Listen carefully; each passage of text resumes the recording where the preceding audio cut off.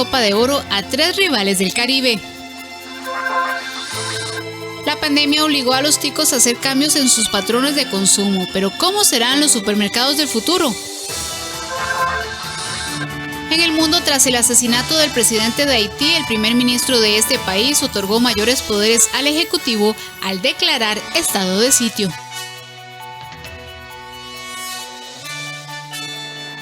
Varios grupos sindicales se presentaron este miércoles a la Junta Directiva de la Caja Costarricense del Seguro Social una serie de propuestas para impactar el régimen de invalidez, vejez y muerte. El objetivo de los gremios es evitar que la edad de pensión sea elevada a los 65 años, tanto para hombres como para mujeres. Este miércoles, la Federación Costarricense de Trabajadores de la Salud y la Asociación Nacional de Empleados Públicos presentaron una propuesta de fortalecimiento del régimen de pensiones de la Caja. Decimos que hoy culmina la primera parte porque lo acabamos de entregar a las autoridades de la Junta Directiva de la Caja, de la Gerencia General, de la Presidencia Ejecutiva. Esperemos seriedad, esperemos atención respetuosa a los planteamientos de las organizaciones que representamos de FedSalud y que también exista un espacio de diálogo y negociación dentro de la institución.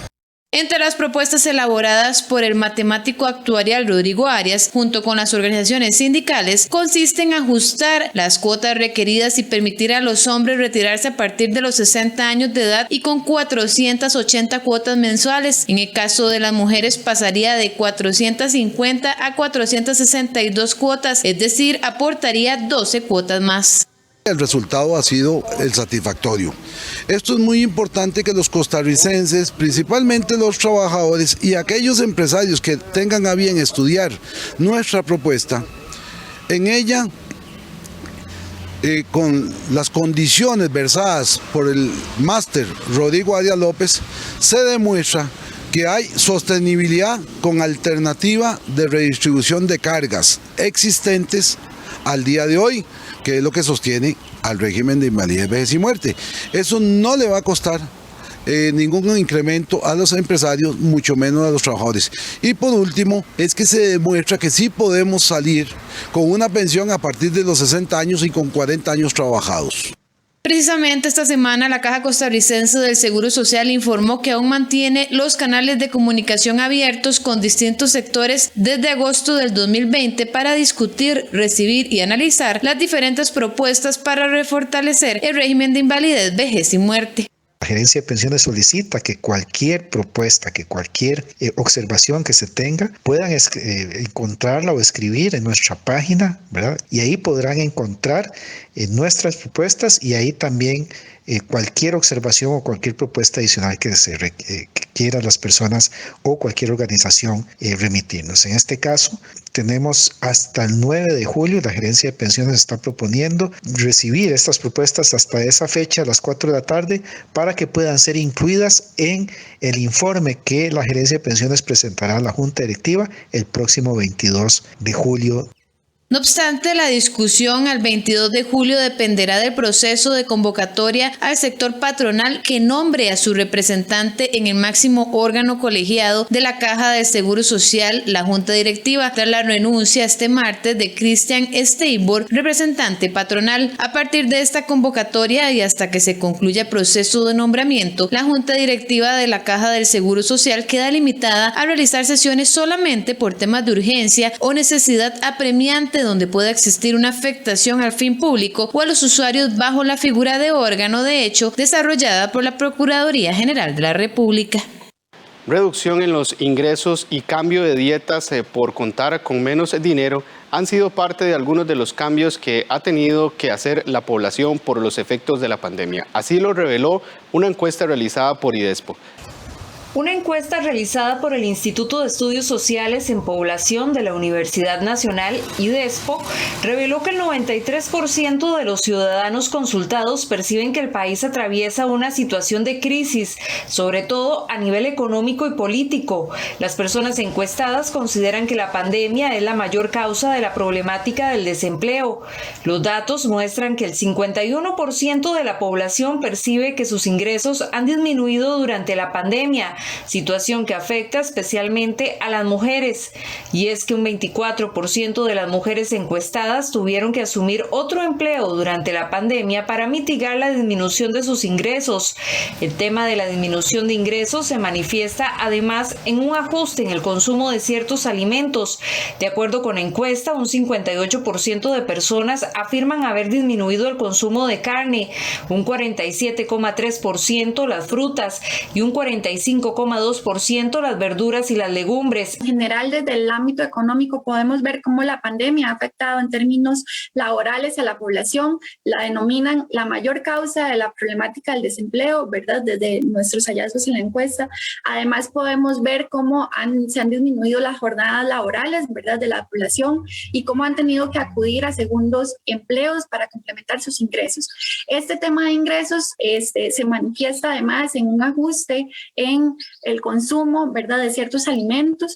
La investigación identificó que parte de la población está teniendo problemas para satisfacer sus necesidades relacionadas con salud, educación, agua potable, transporte, internet, entre otras. Además, se identificó que un 36,37% de mujeres perciben que tienen mayores dificultades para satisfacer las necesidades alimentarias de su hogar, mientras que solo un 28,37% de los hombres afirman vivir este escenario. Esta situación también se repite cuando se consulta sobre la satisfacción de las necesidades de educación y salud de los hogares. La percepción es que si bien ambos sexos perciben un aumento en todas las actividades que tienen que ver con el cuidado, siempre hay una mayor percepción de aumento por parte de las mujeres, ¿verdad? Y esto implica que de alguna forma la llegada de la pandemia y el traslado de las actividades que se hacían normalmente en otros espacios a la esfera de lo doméstico también trajo entonces una sobrecarga de funciones. Parte entonces de propiciar la inclusión de las mujeres en los mercados laborales pasa por comprender la forma en la que se están distribuyendo las cargas y las tareas domésticas a lo interno y a lo externo del hogar, ¿verdad? El hecho entonces de que una mujer se incorpore en el mercado laboral no necesariamente viene acompañado de una serie de mecanismos que le permitan ir delegando las tareas o las funciones del hogar en otras personas. Entonces, parte de estas estrategias que se tienen que desarrollar es propiciar de alguna forma una distribución más equitativa de los trabajos del cuidado. La encuesta se aplicó entre el 23 y el 28 de noviembre del 2020 a una muestra de 608 personas costarricenses mayores de 18 años a una muestra aleatoria de números de teléfonos celulares. La Cámara Costarricense de Restaurantes pide al gobierno quitar definitivamente las restricciones sanitarias para lograr una verdadera reactivación económica. La Cámara Costarricense de Restaurantes y Afines, así como los bares, solicitaron este miércoles al gobierno que a partir del 12 de julio se elimine la restricción vehicular de los fines de semana. Además, que entre semanas se pueda volver a la restricción de 2 números de placa por día y que la hora de cierre de negocios con permiso sanitario de funcionamiento se extienda hasta las 11 de la noche. La solicitud la realizan ante el impacto económico que han tenido que vivir a raíz de la pandemia y argumentan que durante los últimos meses han tenido que trabajar con muchas limitaciones, como reducción de aforo, restricción vehicular y la obligación de cerrar la atención al público a las 9 de la noche. Todo lo que, según manifiestan, se traduce en caída de ventas, despido de colaboradores o reducción de jornada laboral o incluso hasta el cierre de negocios. Dicho gremio afirma que con estos cambios que están solicitando se permitiría al sector generar empleo y extender jornadas de trabajo, lo que a su vez significaría mayores ventas y consolidación de negocios.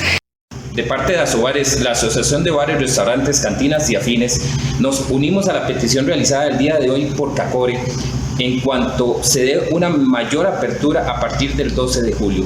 Es sumamente importante para el sector de bares y restaurantes comenzar a generar empleo en Costa Rica y que la restricción vehicular de fines de semana se elimine por completo, que entre semana se vuelva al tema de la restricción de 2 placas por día y que el horario mínimo sea hasta las 11 de la noche. Es sumamente importante levantar nuestras ventas porque muchos negocios han quebrado y muchos han tenido que cerrar sus puertas. Como repetimos, es sumamente importante comenzar a generar el empleo en Costa Rica, a reactivar la economía, y hacemos un llamado respetuoso al gobierno central, Ministerio de Salud y Ministerio de Economía, a que se escuche a CACORE y a Sobares en esta petición en conjunto para una mayor apertura a nuestros negocios. Bueno, en la Cámara Nacional de Turismo estamos apoyando la iniciativa de la Cámara Costarricense de Restaurantes de solicitar una flexibilización en las medidas a las autoridades de gobierno que hagan una valoración.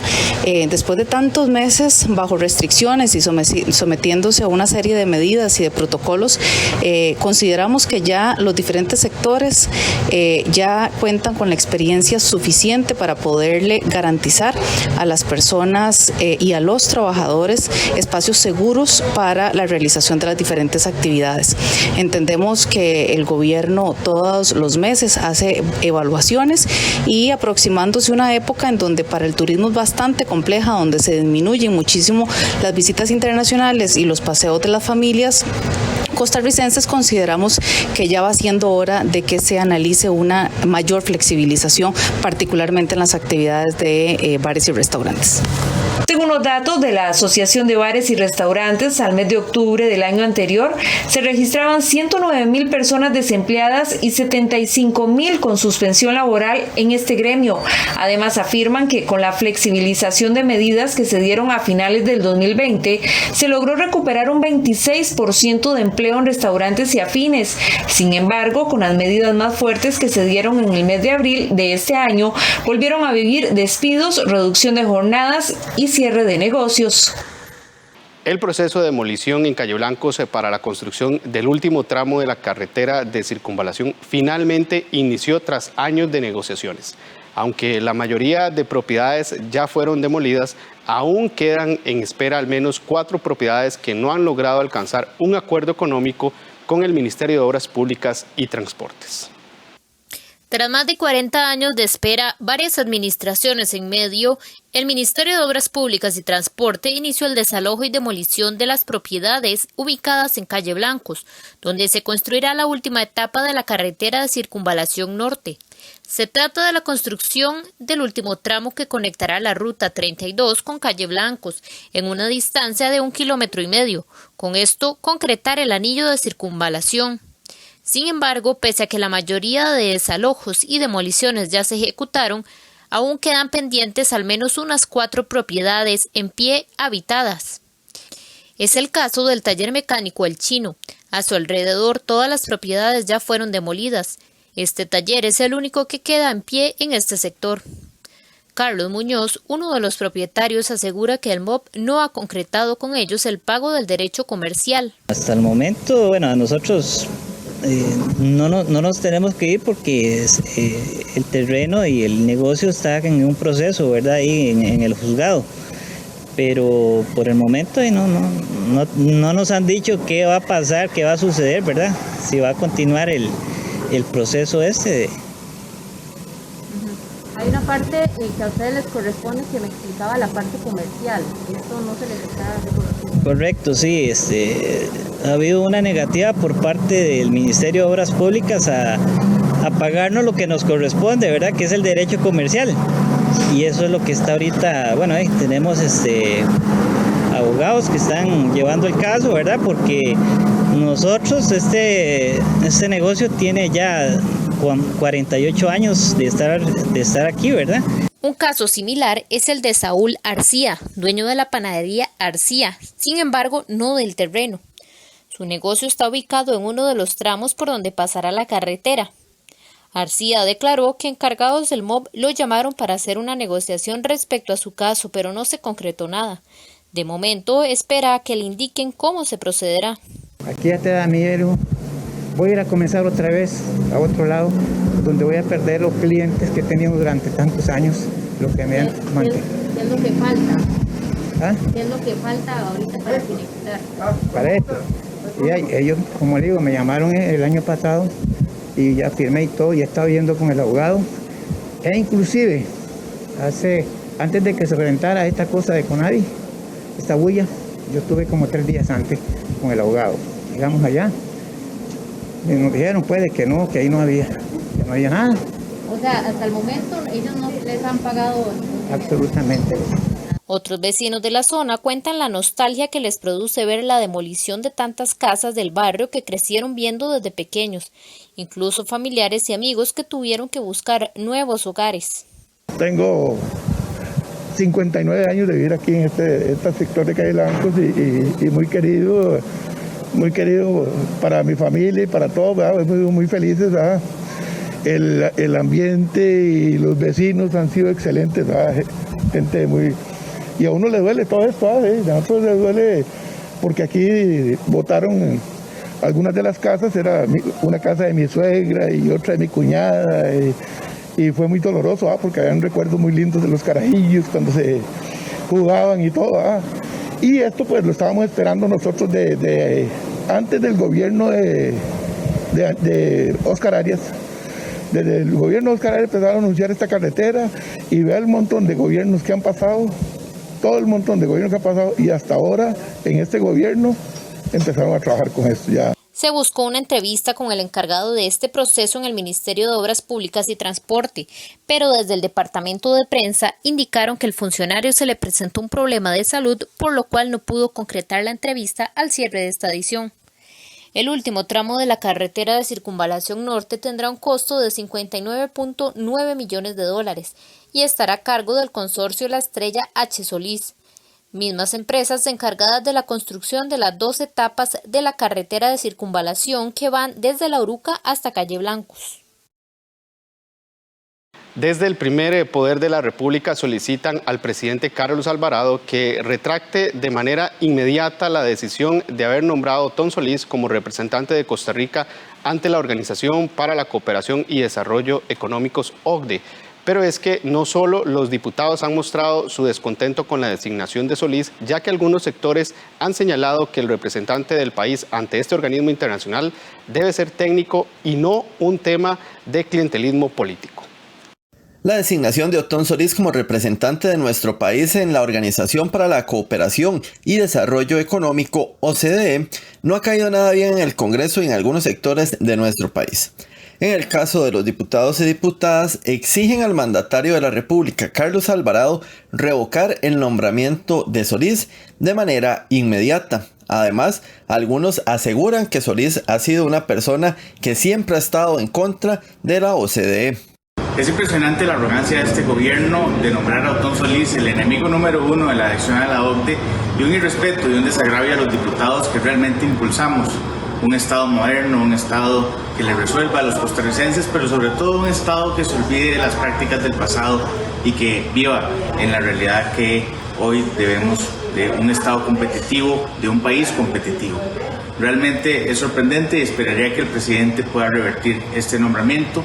Otón Solís ha sido un enemigo del proceso reformista de la OCDE, fue un opositor férreo junto con otras figuras del PAC que aunque disimularon en el discurso se opusieron a todos los procesos de mejora en el camino a la OCDE.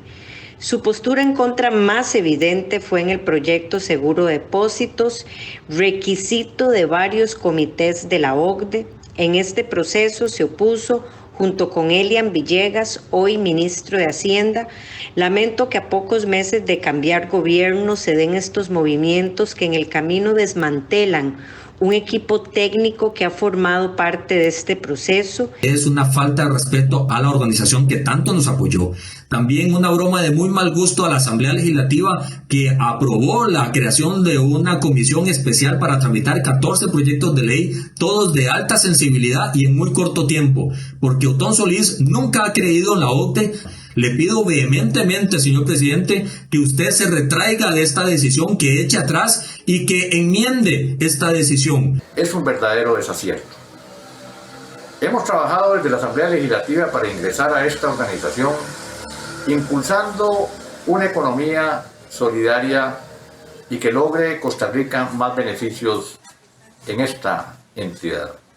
Sin embargo, creemos que debe ser una persona con capacidad profesional y técnica para despolitizar este cargo tan importante para los próximos años. Pero es que la molestia no se da solo por los legisladores, pues diversos sectores del país atacan este nombramiento y aseguran que hay personas más capacitadas para ser el representante de Costa Rica en esta entidad internacional.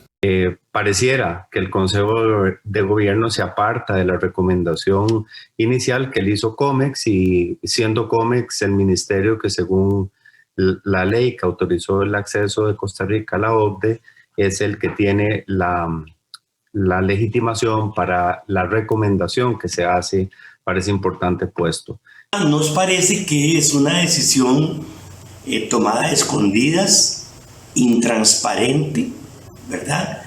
Para favorecer a un personaje cercano, muy cercano a Carlos Alvarado Quesada, y además creemos que hay otros costarricenses, mujeres también, que podrían desempeñar esa representación ante la OCDE con una mejor visión país. Otón Solís se incorporará a la OCDE a partir del 19 de julio tras dejar su puesto en el Banco Centroamericano de Integración Económica. Adaptación Social tiene 11 cárceles con órdenes de parte de los juzgados de ejecución de la pena de no ingresar a más personas por el grado de hacinamiento o sobrepoblación. Los detalles al volver de la pausa.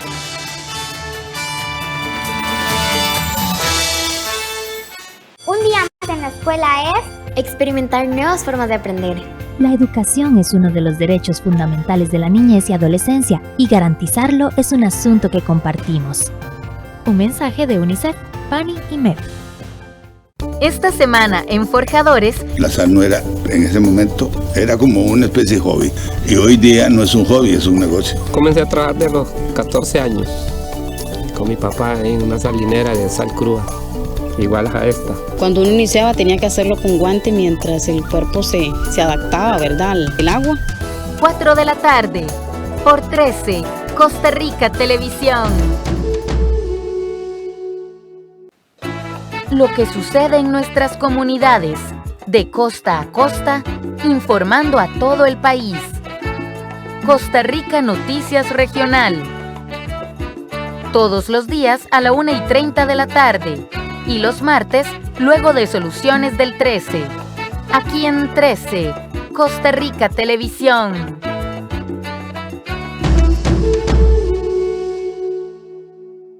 ¿Se siente la ciudadanía representada por los diputados? Todo indica que no, y por eso damos una mirada a nuestra Asamblea Legislativa. ¿Cómo está compuesta? ¿Cómo se traducen nuestros votos en curules?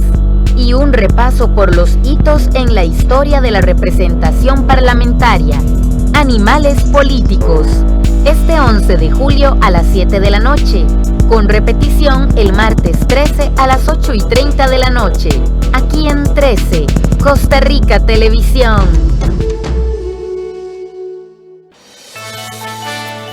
Gracias por continuar con Costa Rica Noticias. Adaptación Social tiene 11 cárceles con órdenes de parte de los juzgados de ejecución de la pena de no ingresar a más personas por el grado de hacinamiento o sobrepoblación.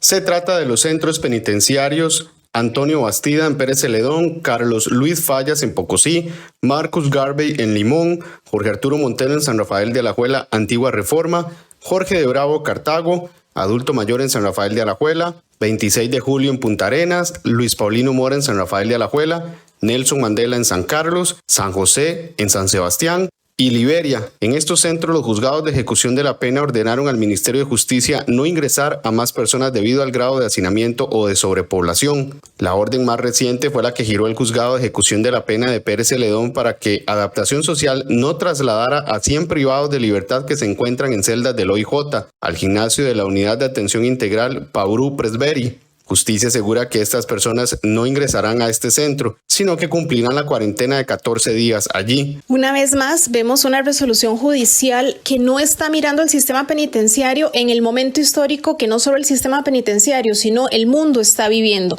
Nosotros no podemos ingresar a las personas que vienen de celdas sin pasarlas antes por mínimo 14 días de aislamiento, y para eso necesitamos usar todos los espacios que tenga el sistema penitenciario que podamos habilitar para tal efecto.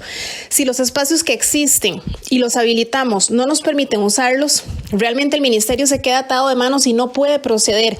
Y es una pena realmente, porque hay gente en celdas que hubiera podido aprovechar esos espacios y estar en muchísimas mejores condiciones de las que probablemente están en este momento. El 11 de junio, el Juzgado de Ejecución de la Pena de Alajuela ordenó desalojar el gimnasio de la UAI Reinaldo Villalobos, que fue utilizada para la misma función, e ingresaron a 93 personas. Sin embargo, hasta el momento no se cumple esa orden. Este miércoles la Sala Constitucional rechazó un recurso donde se planteaba una supuesta afectación a la población penitenciaria de este último centro por ese traslado al gimnasio. En esta resolución, la sala indica que no es cierto que se hayan ingresado 130 personas, sino que fueron 93 las que ingresaron, que se probó que se siguieron de manera estricta todos los protocolos sanitarios relacionados con la pandemia para que no hubiera ningún riesgo de contagio entre las personas que estaban en el centro y las personas que ingresaron a este gimnasio de manera temporal. Y además que las actividades que comúnmente se realizan en los gimnasios, en este caso en el gimnasio de la Reinaldo Villalobos, no se veían interrumpidas porque existían otras zonas alternas en las que se podían hacer las mismas actividades. Semanas atrás, el OIJ y la Defensoría de los Habitantes cuestionaron a Justicia por la lentitud para hacer los traslados y que esto está colapsando las celdas del OIJ. El Observatorio Costarricense sobre Drogas del ICD presentó su informe sobre el consumo de drogas en mujeres privadas de libertad.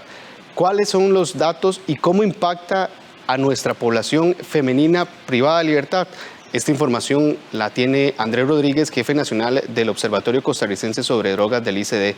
Buenos días, gracias por estar con nosotros. Andrés, primero comenzamos. ¿De qué se trata este informe? Y los principales objetivos que ustedes querían demostrar en el mismo. Buenos días. Buenos días y muchas gracias.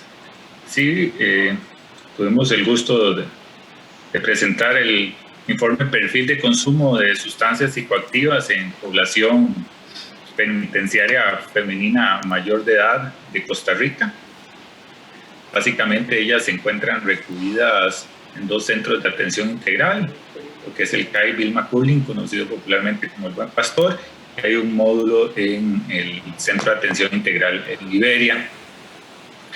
Para reseñarles un poquitito, el objetivo general de este estudio es analizar qué factores influyen en el consumo de sustancias psicoactivas en mujeres sentenciadas a privación de libertad, de tal modo que podamos identificar posibles elementos de riesgo asociados a dicho consumo. ¿Por qué? Bueno, porque no nos interesa únicamente evidenciar cuál es la problemática o la magnitud del factor de riesgo al cual ellas se exponen, entiéndase las prevalencias de consumo de sustancias, sino cuáles son los detonantes sociales de la salud que están detrás de ese consumo. Ya como objetivos específicos nos propusimos evidentemente identificar cuáles son esos factores sociodemográficos en la población femenina que pudiese tener una relación de consumo con las sustancias. También nos propusimos identificar las prevalencias. Para quienes no están relacionados con esto, es básicamente qué porcentaje de la población refiere a haber consumido alguna sustancia en un periodo de tiempo determinado. Y evidentemente de quienes consumen un periodo de tiempo determinado, que es un factor de riesgo, algunas desarrollarán alguna patología, otras no. Entonces nosotros nos concentramos en un criterio diagnóstico muy puntual y es para ver cuáles de esas mujeres que tenían una prevalencia de consumo en los últimos 12 meses habían desarrollado alguna dependencia. Evidentemente, y también de una manera novedosa, incluimos en este estudio el determinar la relación entre las experiencias adversas en la infancia y la adolescencia que vivieron estas mujeres y el consumo de sustancias.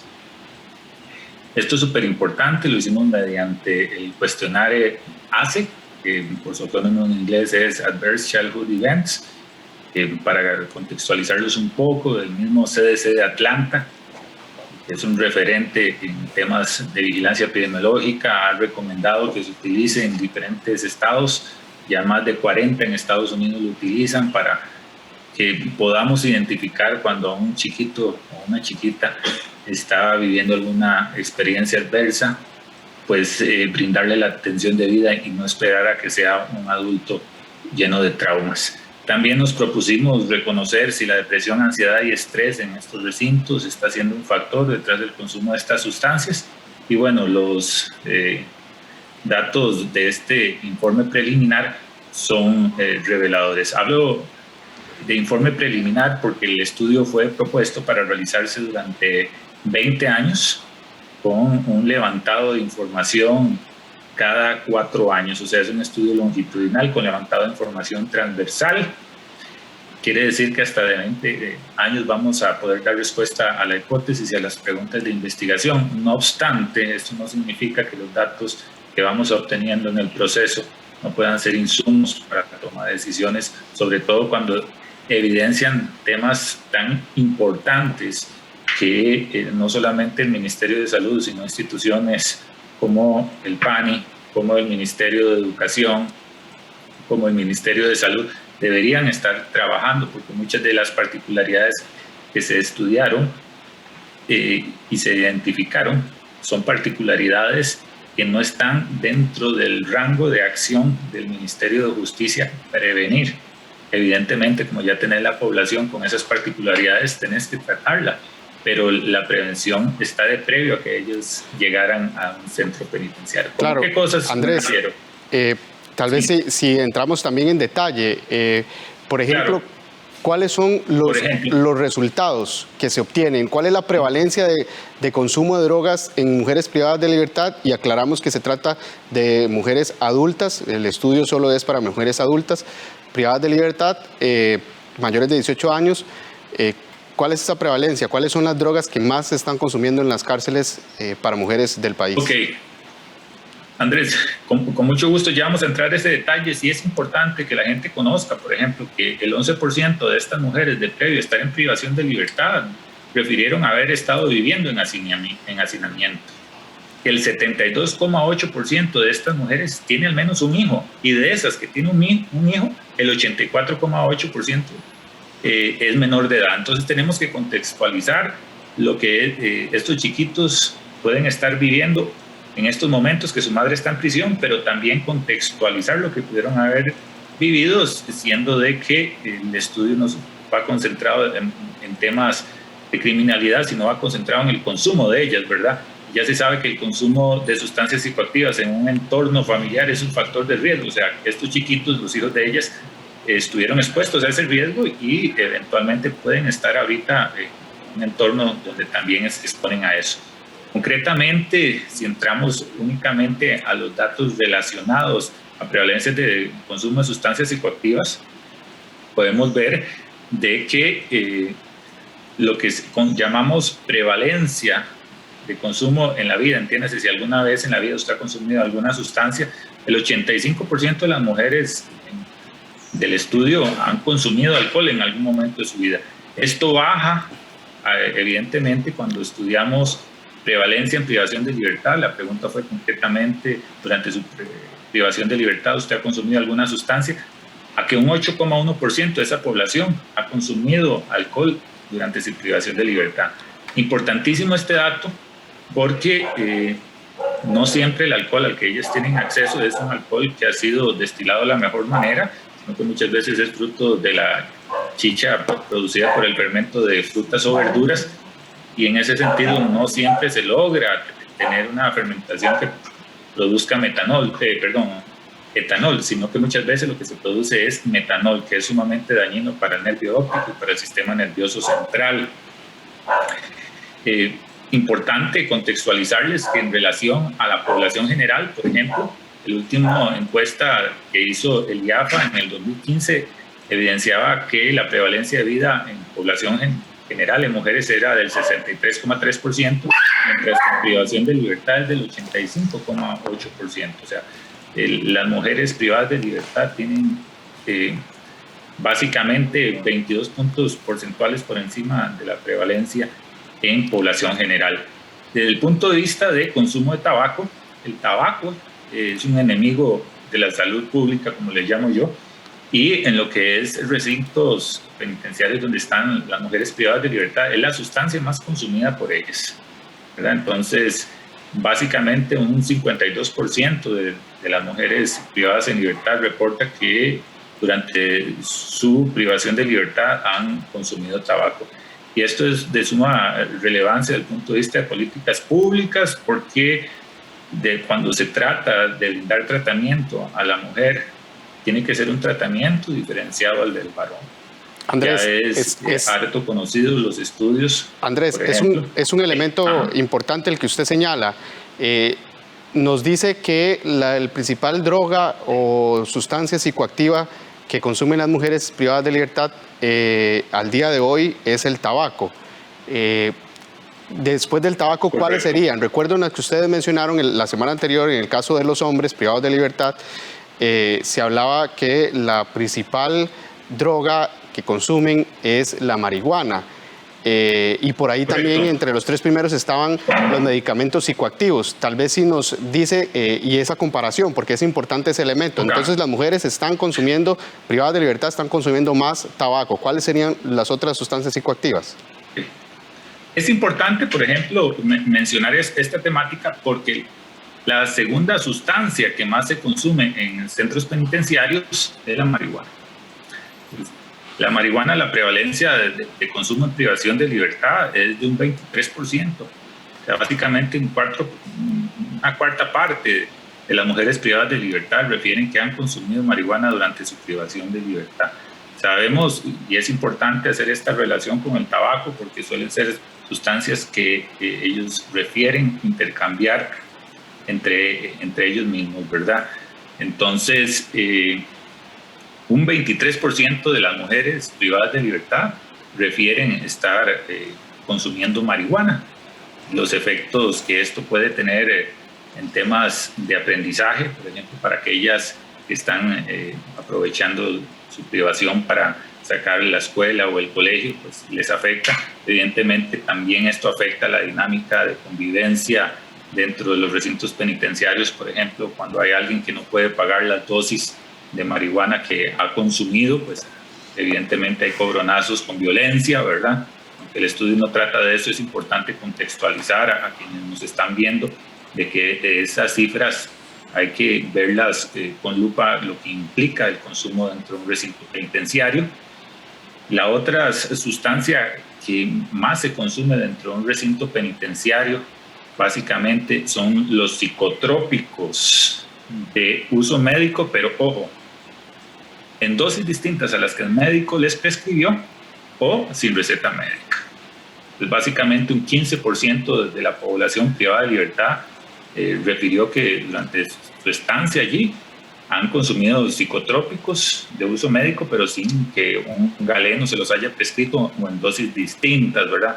Esto es súper importante atacarlo, porque que sean de uso médico pues no significa que tengan inocuidad, ¿verdad? Pueden provocar una dependencia bastante seria y estas son personas que algún día van a salir de allí. Y si estamos dentro del recinto penitenciario prescribiendo psicotrópicos, pero no se les está administrando en unidosis, sino que eventualmente se les da el paquete para que les dure todo el mes, pues evidentemente estamos fomentando de que haya un abuso en la manera en que ellas lo toman, ¿verdad? Andrés. O que eventualmente haya un tráfico interno con estas mismas sustancias entre ellos. Y seguido de esto, evidentemente los derivados de la hoja de coca, que son básicamente la cocaína y el crack. Claro. Andrés, tenemos ya poco tiempo. Me gustaría, por último, nada más entrar en este detalle. Creo que el análisis también hace referencia a la situación geográfico en la que esta persona se encontraba antes de ingresar a ser privada de libertad. ¿Qué se ha demostrado? ¿También se toca este tema?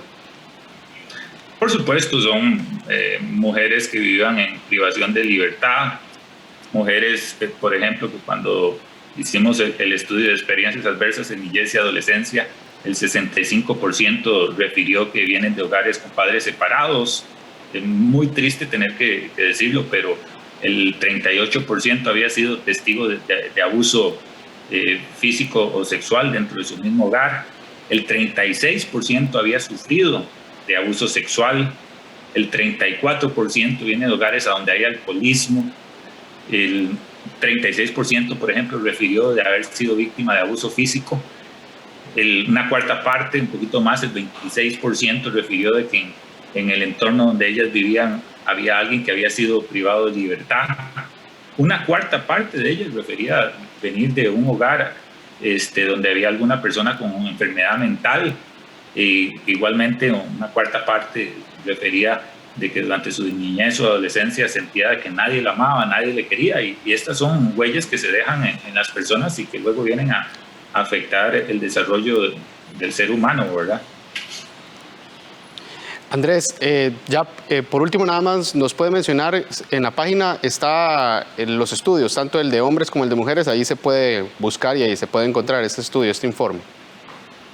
Sí, en la página del ICD pueden entrar www.icd.go.cr,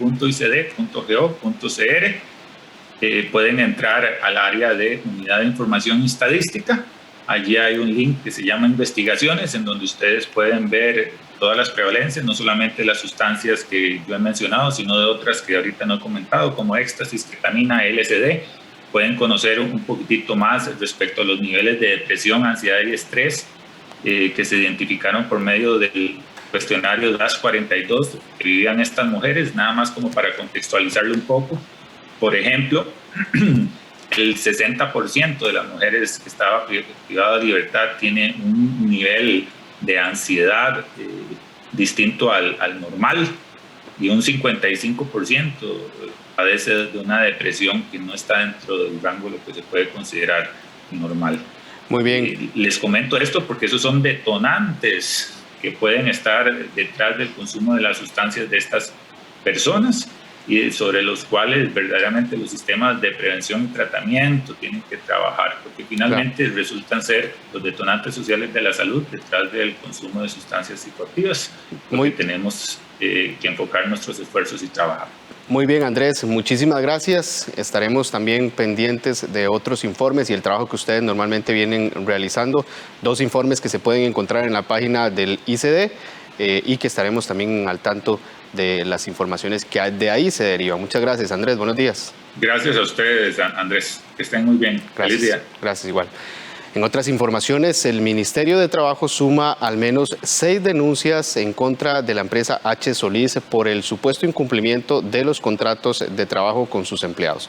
La queja más reciente fue presentada este miércoles para investigar aparentes abusos a trabajadores del plantel ubicado en Guapiles de Limón. El Ministerio de Trabajo ya suma 6 denuncias por supuestos abusos laborales por parte de la empresa H. Solís a sus empleados. Datos de inspección de este ministerio confirman que se encuentran activos al menos 5 denuncias en contra de esta empresa, esto de años anteriores, para investigar anomalías vinculadas al descanso semanal, días feriados, horas extraordinarias, vacaciones, botiquín de emergencias, seguro responsabilidad social ante el INSS, suspensión de contratos laborales y aseguramiento ante la Caja Costarricense de Seguro Social, entre otros. Incluso una de las denuncias de los hechos ocurridos en Cañas, Guanacaste, fue elevada a sede judicial. La más reciente fue interpuesta este miércoles por Mario Rodríguez, secretario de la Central General de Trabajadores, quien expone supuestas faltas a los empleados del plantel de H. Solís ubicado en Guapiles de Limón. La queja se respalda en supuestos incumplimientos al pago de tiempo extra, peajes y viáticos.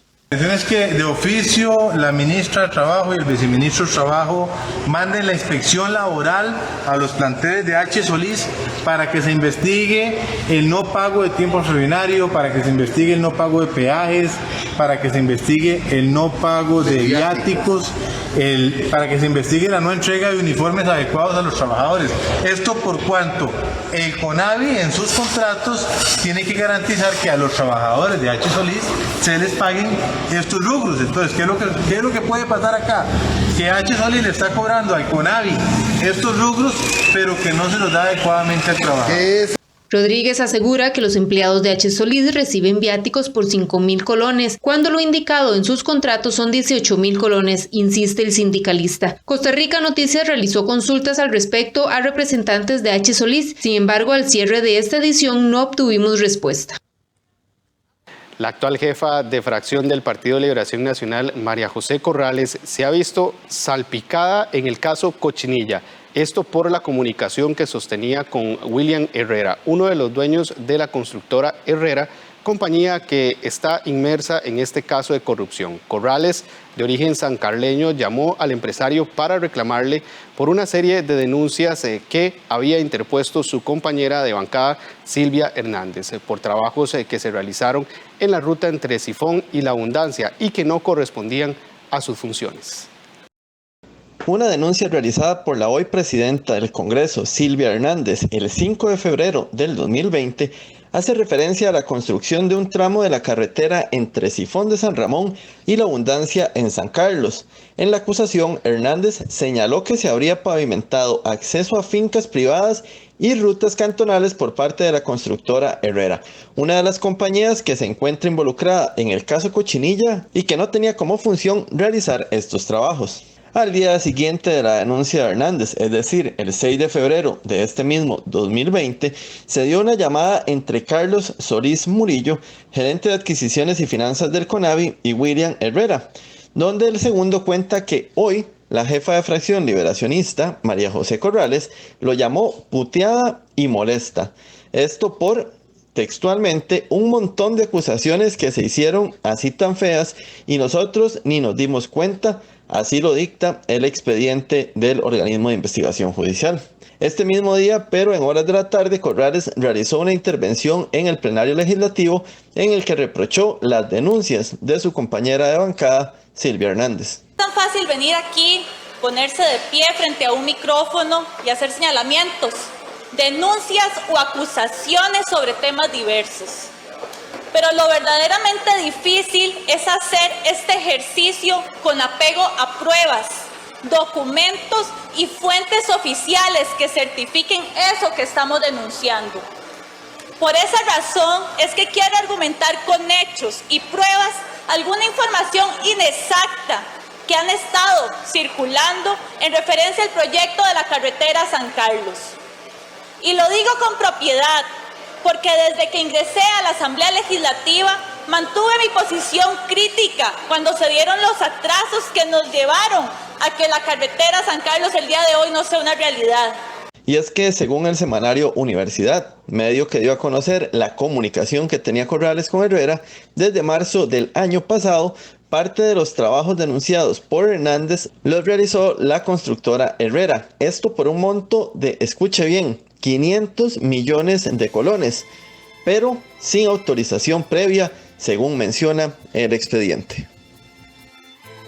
Por primera vez, Costa Rica enfrentará en fase de grupos de una Copa de Oro a 3 rivales del Caribe. Los detalles al volver en la sección deportiva con el periodista Kenneth Meléndez.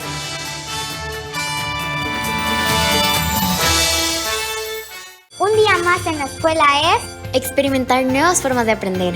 La educación es uno de los derechos fundamentales de la niñez y adolescencia y garantizarlo es un asunto que compartimos. Un mensaje de UNICEF, PANI y MEF.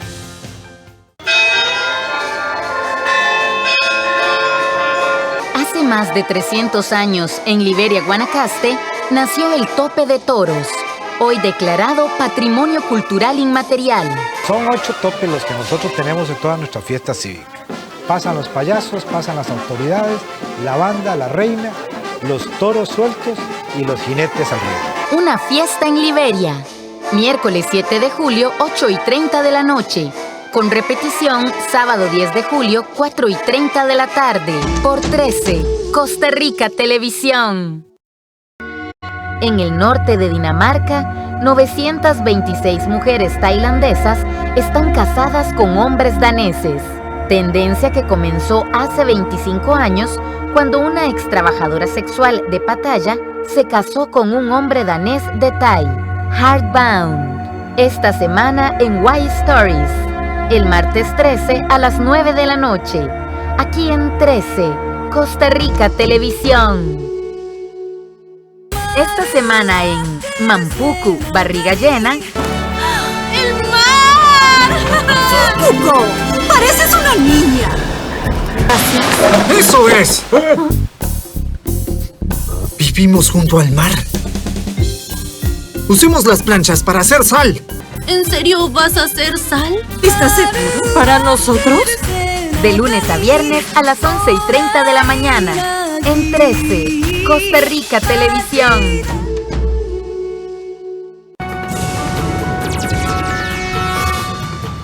Muy buenos días, muchas gracias por continuar en compañía de Costa Rica Noticias. Hacemos un repaso por la principal información deportiva. Por primera vez Costa Rica enfrentará en fase de grupos de una Copa de Oro a 3 rivales del Caribe. Los seleccionados no se fían y esperan una fuerte lucha de Guadalupe, Surinam y Jamaica. Con la clasificación de Guadalupe ante Guatemala, el grupo de Costa Rica en la Copa de Oro quedó completo. Por primera vez la tricolor tendrá 3 adversarios caribeños en esta competencia. Además del cuadro isleño, que solo es afiliado a CONCACAF y no a FIFA, estarán Surinam y Jamaica, a los cuales los seleccionados destacan como fuertes y hábiles. Sí, 3 rivales sumamente fuertes, donde va a estar mucho el juego de choque, la corpulencia, velocidad, pero pienso más allá en el trabajo que vamos a hacer nosotros de aquí en adelante, porque queremos ganar, vamos con esa mentalidad, y Guadalupe es un equipo muy difícil, ahí lo vimos contra Guatemala, ¿verdad? Que hay veces son esos equipos que la gente menosprecia, pero muchas veces son los más complicados.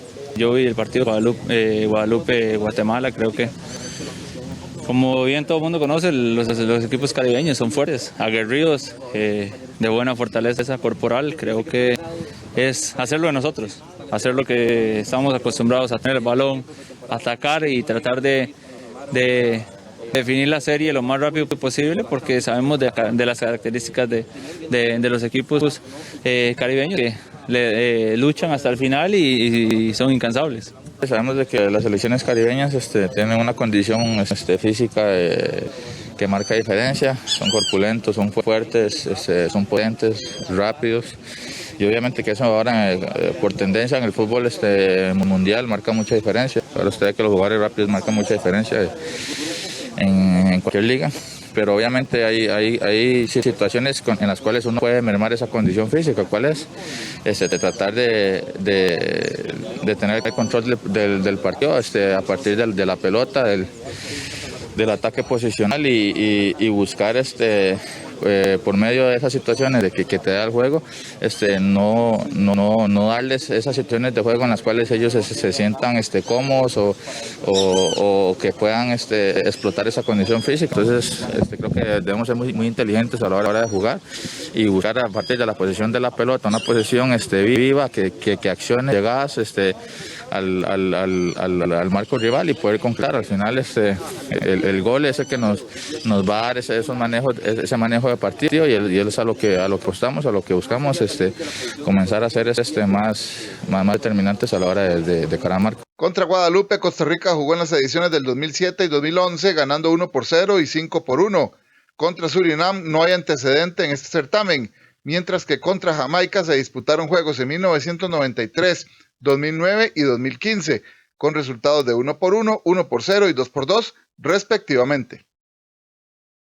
Jugar en casa a puerta cerrada o de local en Estados Unidos con público es el dilema en el que parece entrar a la Fedefútbol. Los jugadores aseguran que preferirían jugar en suelo tico, aunque no cuenten con el calor de los aficionados.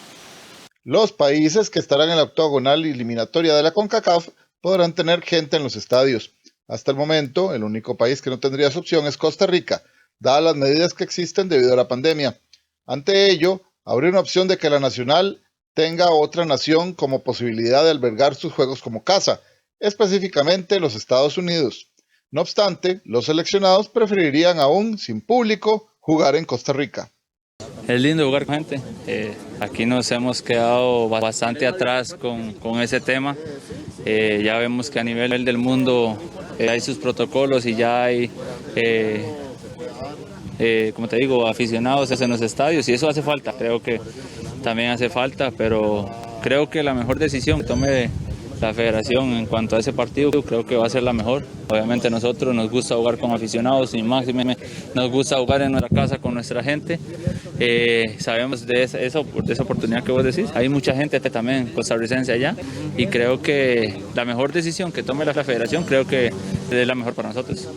Obviamente uno entiende las situaciones en las que estamos de la pandemia y la situación económica país.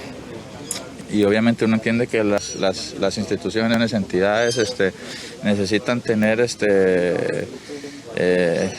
economía fresca, recibir ingresos, y sabemos que se buscan muchas opciones para poder traer esos recursos.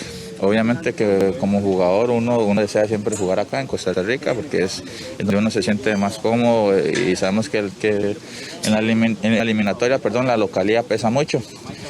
Yo tengo la fe de que las cosas mejoren en nuestro país en temas más de salud y que para allá en ese entonces se pueda por lo menos tener un ingreso, un aforo por lo menos de 25 o 30% en el estadio para poder uno sentirse acompañado. Entonces yo prefiero jugar acá y tengo esa fe de que para ese entonces se pueda permitir ya aforo de aficionados. La Federación de Fútbol ya ha hecho gestiones ante el gobierno para tener alguna capacidad limitada de público en las eliminatorias, aunque de momento no existe respuesta. Solo una vez en un partido premundialista, Costa Rica actuó sin público. Fue en el año 2005, previo al Mundial de Alemania 2006 contra Panamá, por sanción al estadio Ricardo Saprissa. Inglaterra sufrió para llegar a la final de la Eurocopa. Los británicos vencieron en tiempos extra a Dinamarca y buscarán en Wembley alzar el título de la Euro por primera vez en su historia, aunque enfrente tendrán a un país curtido en estas instancias.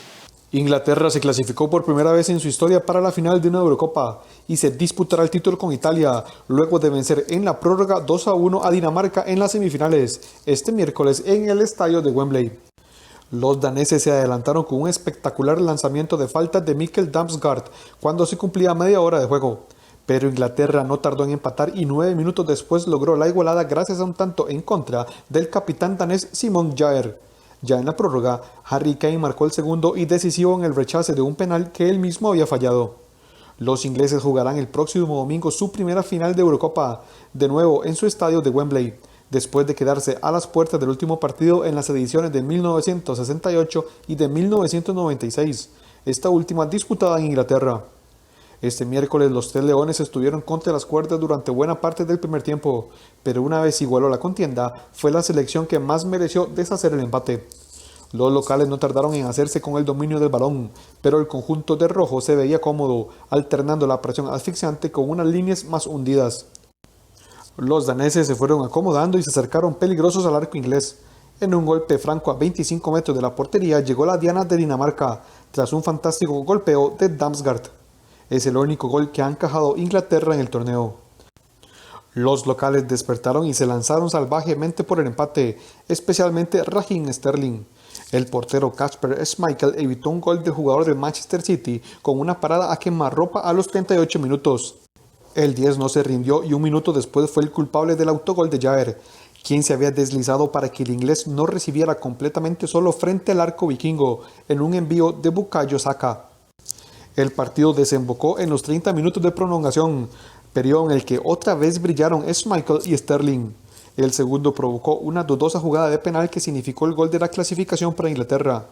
Harry Kane cobró al 104 y el portero danés detuvo el remate, pero el delantero británico tomó el rebote y puso el 2-1 definitivo. Los Tres Leones buscan su primer título europeo, mientras que Italia luchará por llevar el segundo trofeo a sus vitrinas, luego del conseguido en 1968. Messi vuelve a soñar con ganar por primera vez un título con la selección de Argentina. La Pulga ha guiado al albiceleste a la final de la Copa América, instancia en la que ya ha perdido el cetro en 3 ocasiones. Con el Barcelona, Lionel Messi ha ganado todo. Ningún título colectivo e individual se le ha negado vistiendo la camiseta azulgrana, pero la realidad con la selección de su país es otra historia. Ganar un título con Argentina es la gran deuda de la Pulga, quien de nuevo está a un paso de acabar con esta historia negativa. Sobre las espaldas del astro argentino pesan 4 finales perdidas, 3 en Copa América y 1 en Copa del Mundo. El sábado Messi tendrá otra oportunidad, de nuevo en el certamen continental. Tal vez en su mejor etapa en la selección argentina desde que debutó en 2005, el 10 sabe que, a sus 34 años, es ahora o tal vez nunca. Poco tiempo atrás su mochila era muy pesada, marcada con toda la responsabilidad, pero ahora reparte más el peso y luce aliviado, acompañado por jugadores como Rodrigo de Paul, Giovanni Lo Celso o Leandro Paredes, quienes le ofrecen variedades de opciones. En esta Copa América la Pulga está picando seguido, suma 4 goles, 2 de tiro libre y 5 asistencias. Este martes dio el pase para que Lautaro Martínez pusiera en ventaja al albiceleste antes de que Colombia lograra la igualdad y resolvieran el pase a la final en la tanda de penales. A la final, Argentina llega con una larga racha sin derrotas. La albiceleste no pierde un juego desde el 2 de septiembre del 2019, precisamente ante Brasil, y en Copa América, en la semifinal de la edición de ese año. Para lograr el título, Messi deberá sortear a un equipo que le ha dado muchas tristezas. La Pulga se ha enfrentado en 11 ocasiones a Brasil, con saldo negativo de 6 victorias, 4 victorias y un empate. A la verde y amarela le han anotado 5 goles, todos en juegos amistosos. Incluso, con Messi en cancha, Brasil goleó 3-0 a Argentina en la final de la Copa América del 2007. Esta nueva final será también una oportunidad para que la albiceleste acabe con la maldición, ya que no gana un trofeo de selección mayor desde 1993, cuando ganó el certamen continental. En la acera del frente, la canareña busca el bicampeonato de la mano de un amigo de Messi, Neymar, quien es la principal carta ofensiva de los locales. El sábado la albiceleste va por su título 15 de Copa América, para igualar a Uruguay como el máximo ganador, y Brasil buscará su 10ª corona. Costa Rica realizará este fin de semana el NACAC Sub-18 y Sub-23 con la participación de 21 países. Este es el torneo número 24 que organiza la Federación de Atletismo desde que inició la pandemia de la COVID-19. Con la participación de más de 21 países, Costa Rica realizará un torneo más de carácter internacional pese a la pandemia de la COVID-19. Nuestro país es buscado por organizaciones internacionales ya que es de los pocos países en la zona en los que se están realizando este tipo de torneos. Además, ya se cuenta con experiencia de realizar eventos internacionales en medio de la crisis sanitaria. El Campeonato Norte Centroamericano y del Caribe de Atletismo Sub-18 y Sub-23 será la competencia número 24 que realiza la Federación Costarricense de Atletismo desde que inició la pandemia. Pese a los recortes presupuestarios, la federación ha logrado organizar con éxito 2 centroamericanos y ahora suma este NACAC, que además es clasificatorio al Panamericano Juvenil y al Mundial de la categoría. Hemos tenido grandes retos con los campeonatos centroamericanos que hicimos en diciembre y ahora el otro la semana pasada, y eso nos da ya la expertise para poder llevar a cabo este evento. Es un evento que se insistió mucho en que se hiciera por la importancia de clasificación a otros eventos internacionales. Entonces en NACAC nos solicitó a nosotros como país que pudiéramos hacer ese evento, nada más que éramos como el único país de toda la región que podía hacer un evento. Entonces pues tomamos el compromiso. Una de las ventajas de que Costa Rica pueda organizar este tipo de torneos es el roce internacional que tienen los atletas ticos, sin necesidad de salir del país, que es mucho más costoso para ellos. Además, hay que tomar en cuenta de que son pocos los torneos internacionales que se realizan y la federación en este momento no tiene presupuesto suficiente para enviar atletas a competir al extranjero. Bueno, ya tenemos confirmación de 21 países a nivel, digamos, regional. Panamá, por ejemplo, no pertenece a NACAC, pertenece a CONSUATRE, sin embargo, ellos pidieron también el permiso, entonces ya tenemos 21 países, gracias a Dios. Una gran asistencia, vienen casi 70 atletas de Jamaica, ellos traen lo mejor siempre, ¿verdad? Entonces, pues va a haber mucha competencia y eso es muy bueno para el evento como tal. Este torneo se realizará del 9 al 11 de julio en la pista del Estadio Nacional de La Sabana, que fue además reparada y recibió una nueva capa de pintura gracias a los esfuerzos de la Federación y también de la Administración del Estadio Nacional. Esto es todo por el momento en los deportes. Los invitamos en la edición del mediodía con más información tanto de Costa Rica del mundo. Andrés. Kenneth, muchas gracias. Vamos a estar pendientes de la Copa América, Copa de Oro, el Tour de Francia. Estamos cargados. Viene un fin de semana bastante bonito para los amantes del deporte. De Oro también. Sí, hay que esperar un poquito más y tal vez no con el mismo nivel, pero bueno, nos vamos a entretener un poco. Sí, muchas gracias, Kenny. Con mucho gusto. Bien, continuamos con información. La pandemia cambió los hábitos de consumo de muchos costarricenses, pero ¿será esto un preámbulo sobre cómo serán los supermercados del futuro? Al volver, se lo contamos.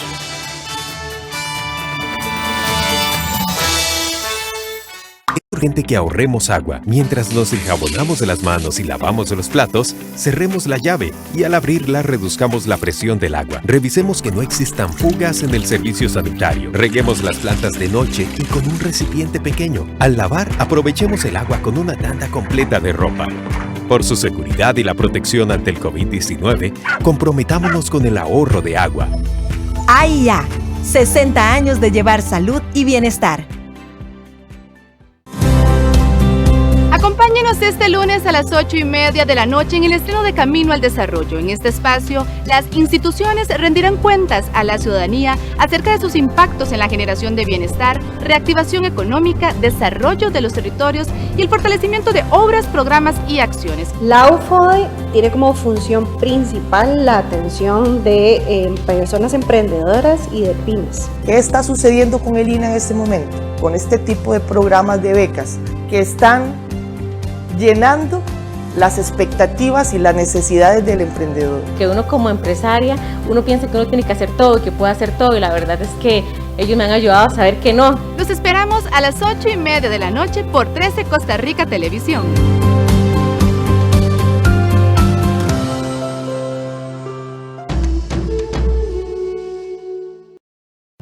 Alex Galindo nos lleva a conocer las historias de jóvenes que se enfrentan al mundo con una característica que los ha llevado a ser señalados por la sociedad: el síndrome de Down. Voy a aprender lo que es eso. Yo practico taekwondo desde hace 30 años.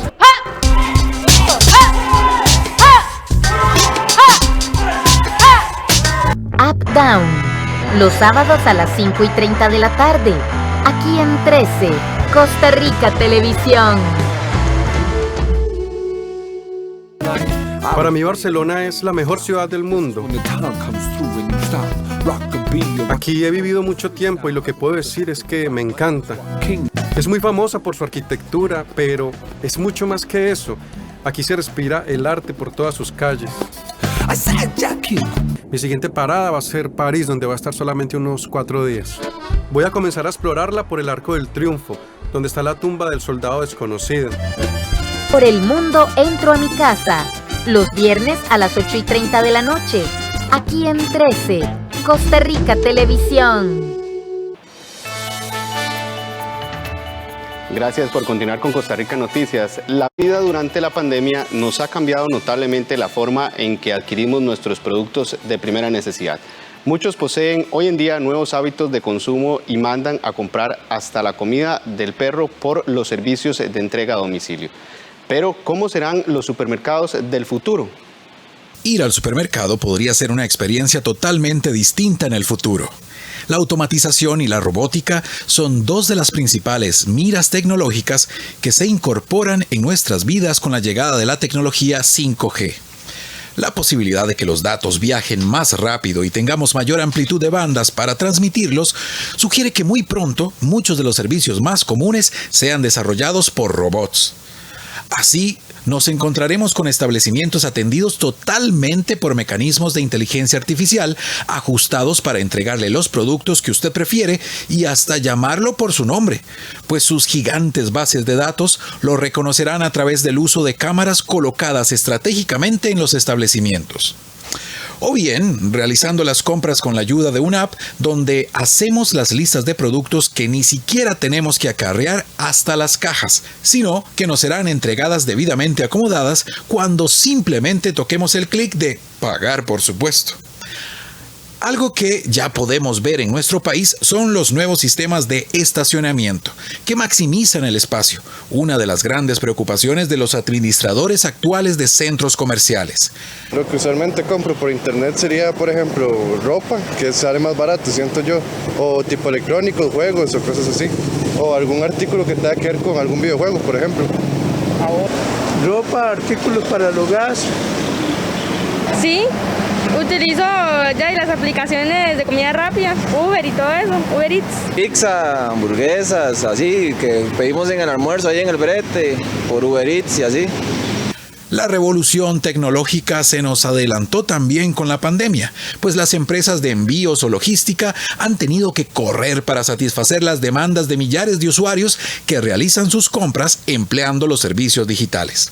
La nueva inteligencia artificial está habilitada para llevar un registro de todas sus compras y lugares de visitas. Sí, enormes bases de datos con información clasificada sobre sus gustos y preferencias ya se aplica hoy en día. No se extrañe si en algunos meses o semanas tocan a su puerta ofreciéndole algo que simplemente estaba pensando comprar. Recope suspendió el proceso de contratación del proyecto Terminal Pacífico, asimismo, en acatamiento a la decisión de la Contraloría General de la República. El proyecto también fue retirado de SICOP. En acatamiento a la orden que dio la Contraloría General de la República, la refinadora costarricense de petróleo Recope suspendió la contratación de la Terminal Pacífico o muelle flotante de $234 millones. Asimismo, el plan fue sacado del sistema de compras públicas SICOP, según dijo la gerente del proyecto. El pasado lunes, durante la sesión ordinaria de Junta Directiva de Recope, se tocó el tema de la resolución de la Contraloría General de la República en torno al proyecto Terminal Pacífico. Recope, como una empresa responsable, decidió acatar al 100% la ordenanza del ente Contralor y detener así el proceso de contratación de dicho proyecto. Esto, en tanto en los próximos 30 días se subsanan todos los hallazgos del ente Contralor relacionados al estudio de factibilidad. Webb indicó que el objetivo es replantear el estudio de la preinversión y continuar con la implementación de la Terminal Pacífico para recibir buques y almacenar en el plantel Barranca. Debido a que el fin es garantizar el abastecimiento energético, la orden es que la Dirección de Planificación subsane los hallazgos del órgano Contralor en un lapso máximo de 30 días, según un comunicado de la oficina de prensa de esta institución. Asimismo, por la seguridad de la hacienda pública, la gerente del área de fiscalización de desarrollo sostenible de la Contraloría General de la República, Carolina Retana, días atrás informó que le ordenaron a Recope anular inmediatamente el estudio de factibilidad del proyecto Terminal Pacífico y la decisión de contratar la construcción de la terminal, además de eliminar del SICOP esta licitación. La Terminal del Pacífico pretende recibir buques y almacenar los productos que distribuye Recope. Para ello espera construir un muelle flotante en Caldera, con un ingreso de productos, uno en el Caribe y otro en el Pacífico, además de asegurar el abastecimiento para reactivar la economía nacional. Rodrigo Chávez, exministro de Hacienda, anunció oficialmente su candidatura para la presidencia de la República en las próximas elecciones con el Partido Progreso Social Democrático. Además, aseguró que cuenta con el apoyo de otras organizaciones políticas emergentes. Entre sus propuestas destaca la generación de empleo, bajar el costo de la electricidad y mejorar la educación. Todas ellas sin profundizar cómo lo lograría. El exministro de Hacienda, Rodrigo Chávez, oficializó este miércoles su candidatura a la presidencia de la República con el Partido Progreso Social Democrático y adelantó alianzas con nuevas agrupaciones políticas, entre ellas el Partido Unidos por Costa Rica, Agenda Democrática Nacional y la Unión Pacífica Costarricense. Chávez, quien dijo que partidos políticos grandes lo habrían buscado como candidato, descartó una doble postulación en la Asamblea Legislativa y no adelantó nombres sobre quienes podrían acompañarlo en un eventual gobierno en el 2022. Vamos a hacer un proceso de selección de las mejores personas para cada puesto y estamos en eso. De hecho, hemos iniciado el trabajo de términos de referencia, competencias, comparaciones de CVs, de currículum vitae, etc. Algunos puestos de diputados en discusión con doña Luz Mari. Los llevaremos como propuestas, estamos reclutando a la mejor gente, a gente icónica, emblemática de los valores que queremos representar y los llevaremos a la Asamblea Nacional del Partido Progreso para que la decisión sea democrática de acuerdo a los procesos establecidos. Entonces, si usted me dice ahora que empezar el gabinete, yo le digo es demasiado temprano para empezar a prometer y repartir el queque. La campaña de Chávez está financiada mediante un fideicomiso a través de una empresa llamada ATA. Sin embargo, no detalló el monto exacto de la inversión. Por otra parte, entre sus promesas de campaña mencionó bajar el costo de la canasta básica, la electricidad y medicinas. Esto, según dice, mediante la firma de decretos. Además de mejorar la calidad de educación y la generación de empleo, lo anterior sin detallar cómo lo haría posible. Durante su presentación también tocó temas como la reasignación del gasto público, la eficiencia y la calidad de los servicios públicos. Además dijo que como candidato apoya la legalización del uso de la marihuana, el matrimonio igualitario y su intención de avanzar en temas de derechos humanos. Mi posición sobre los derechos humanos es clara y además transparente. Yo estoy a favor de la legalización de la marihuana, no solo medicinal, sino también recreativa. Hablo de Rodrigo Chávez, yo no hablo de todos los miembros del Partido Progreso, pero yo en lo personal creo que ya se debe eliminar, como lo han hecho países muy serios, la ilegalidad y de alimentar a los grupos criminales que hoy manejan ese mercado. Respecto a su política fiscal, calificó como torniquete el crédito por $1.778 millones con el Fondo Monetario Internacional. Además, consideró la ley de empleo público es imperfecta, pero asegura al ser parte de las herramientas para lograr este préstamo con el Fondo Monetario debe de ser aprobada tal cual se encuentra actualmente. Es un torniquete, es una medida del programa actual que negoció el gobierno de la República con el Fondo Monetario. Es un torniquete para evitar un desastre mayor, pero no es cura. Es alivio, pero no es cura.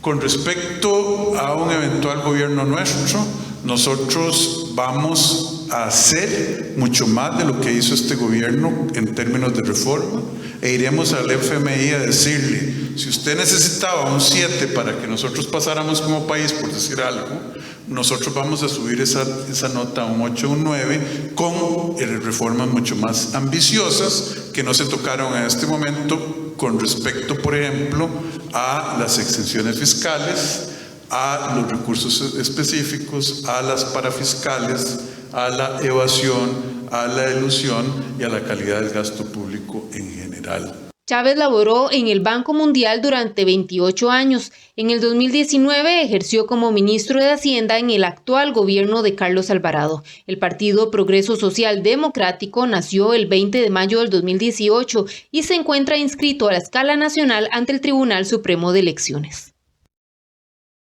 El Ministerio de Educación Pública activó el plan de alerta temprana para evitar que estudiantes de escuelas y colegios abandonen las aulas tras la pausa de medio año. El curso lectivo se retomará el próximo lunes 12 de julio. Históricamente, la cantidad de estudiantes que regresan a las aulas después del periodo de vacaciones de medio año suele ser menor al que matriculó a inicios del curso lectivo. Este año no tendría por qué ser la excepción. En el Ministerio de Educación Pública son conscientes de que una pausa prolongada de 8 semanas podría poner en riesgo el regreso de los estudiantes a las aulas. Por esta razón, el MEP puso en marcha el plan de alerta temprana para facilitar la detección, atención, referencia y acompañamiento de quienes estén en riesgo de exclusión educativa y vulnerabilidad. Se trata de una estrategia que daría seguimiento de forma personalizada a los estudiantes matriculados en el curso electivo 2021. Este seguimiento se podría realizar casi inmediatamente una vez que se detecte la ausencia del estudiante, gracias a que este año la matrícula se realizó de forma digital y se cuenta con un expediente virtual de cada estudiante que dará a la Unidad para Permanencia, Reincorporación y Éxito Educativo del MEP el enlace para iniciar el abordaje del estudiante mediante grupos de redes de apoyo. Hemos estado trabajando con los directores regionales, con los supervisores, con los directores de centros educativos para estar precisamente monitoreando cualquier estudiante, buscarlo, para eso existen los protocolos, ver qué sucede y buscar las ayudas necesarias para esa reincorporación. Recordemos que el año pasado logramos mantener ese vínculo con los estudiantes y a partir de esa estrategia de alerta temprana logramos reincorporar más de 10,000 estudiantes al servicio educativo. Todas las estrategias están, es el monitoreo y el seguimiento constante y nos permite esto también las herramientas también que tenemos ahora, que es la plataforma Saber, que tenemos el registro de la matrícula por número de cédula. Podemos estar haciendo revisiones casi diarias de lo que está sucediendo en los centros educativos. Cuando un director ve que un estudiante nos llega, qué está pasando, dónde lo busca, para eso son los protocolos de alerta temprana. Al finalizar el curso lectivo del 2020, el MEP reportó mediante la plataforma Saber una matrícula nominal de 1.186.826 estudiantes, de los cuales se mantuvieron vinculados cerca del 96%. De la matrícula final, 18.384 estudiantes quedaron fuera del sistema educativo para ese año, lo que corresponde a un 1,56%. Según el MEP, la mayor cantidad de personas excluidas corresponden a la oferta de educación de personas jóvenes y adultas. Para el 2019, previo a la pandemia, se registró un abandono del 2,4%, es decir, unos 24,000 estudiantes. El actual curso electivo finalizará el 19 de enero del 2022. El mundo está conmocionado con el asesinato del presidente de Haití y la nación declaró estado de sitio. Al volver, los detalles en la sección de noticias internacionales.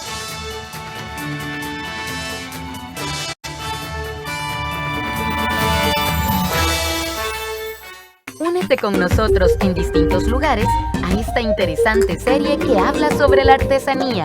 Manos a la obra. Mundo de imágenes suspendidas en la hermosura de sus formas, Don Abel, maestro artesano, transforma el cristal en un bello objeto artesanal, la esfera navideña. Mi artesanía es la esfera navideña. La Navidad ya no va a ser lo mismo para ustedes, la van a mirar de otra manera. Manos a la obra, todos los sábados a las 7:30 de la noche, aquí en 13, Costa Rica Televisión. Todos los sábados, la gastronomía y el turismo viajan juntos por el mundo. Esta semana en De China a tu cocina, platillos tradicionales hechos con avena. Y en la ruta de Enrique, nos vamos a Mindo, Ecuador. Sábados alrededor del mundo, 10 de julio a las 11:30 de la mañana, por 13, Costa Rica Televisión. Lucía Pineda Ubao es reconocida como una de las más agudas periodistas nicaragüenses. Ha investigado los abusos de los poderosos, incómoda para el gobierno del expresidente Arnoldo Alemán y después para el del actual presidente Daniel Ortega. Estuve 172 días presa ilegalmente.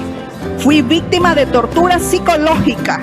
Esta y más historias de vida en Fuerza Latina, por 13, Costa Rica Televisión. Esta semana acompañe a Enrique Márquez en explorar diversos rincones con anécdotas únicas. Estos baños de agua santa en la provincia del Tungurahua. Esta ciudad vive del turismo, tiene un buen clima, impresionantes paisajes, aventura y hospitalidad. La Ruta de Enrique, los sábados a las 12 del mediodía, aquí en 13, Costa Rica Televisión.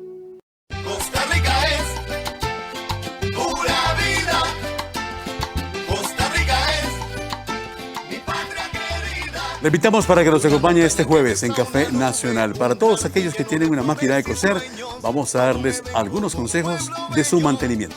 Y en la segunda hora de programa continuamos aprendiendo y divirtiéndonos en los últimos días de vacaciones. Recuerden nuestro número de WhatsApp, 8751-1313.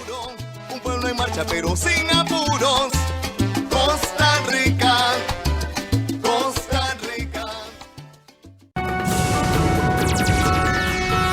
Gracias por continuar con Costa Rica Noticias. Tras el asesinato del presidente de Haití, el primer ministro de este país otorga mayores poderes al Ejecutivo al declarar el estado de sitio.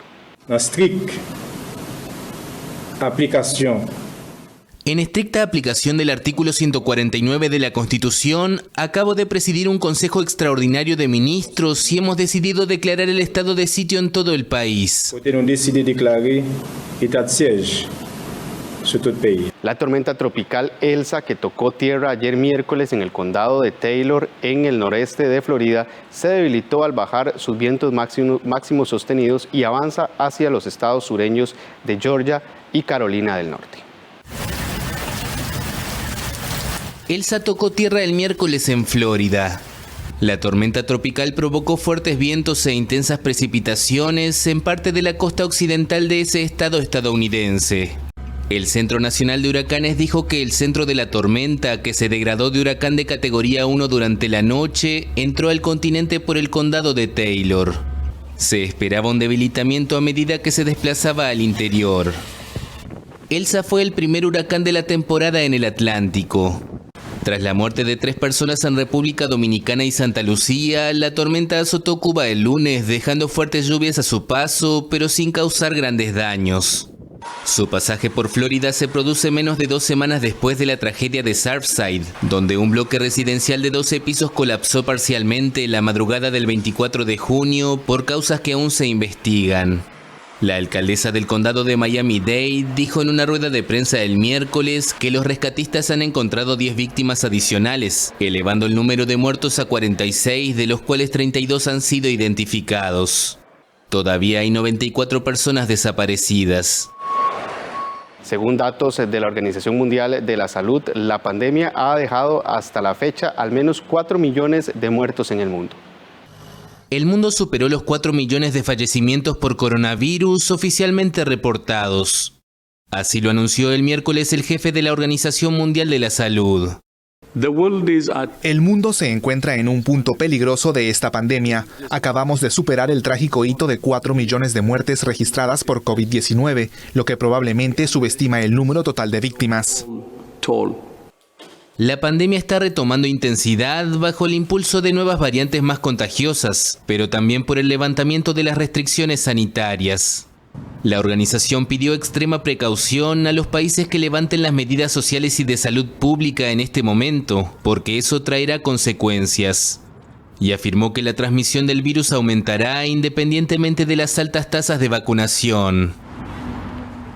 La Unión Europea envió una advertencia a Hungría sobre una posible sanción en su contra si siguen adelante con una ley que impide hablar sobre homosexualidad en las escuelas y colegios. Esta sanción afectaría el plan de recuperación económico de este país por la afectación de la pandemia. La Unión Europea amenazó el miércoles con lanzar un procedimiento de infracción contra Hungría, un proceso que podría impedir que el país acceda a fondos de un plan del bloque para la recuperación económica post-pandemia. El motivo es una legislación que entra en vigor el jueves y que, según las autoridades europeas, afecta de forma dramática a los derechos de la población LGBT. Si Hungría no rectifica la situación, la Comisión utilizará sus poderes como guardián de los tratados.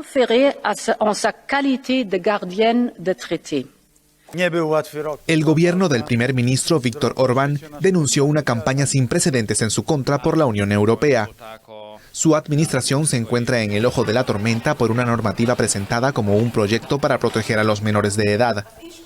El texto contiene enmiendas que combinan la pedofilia con la homosexualidad y vetan la promoción de una identidad de género diferente de la de nacimiento, el cambio de sexo y la homosexualidad a menores de 18 años.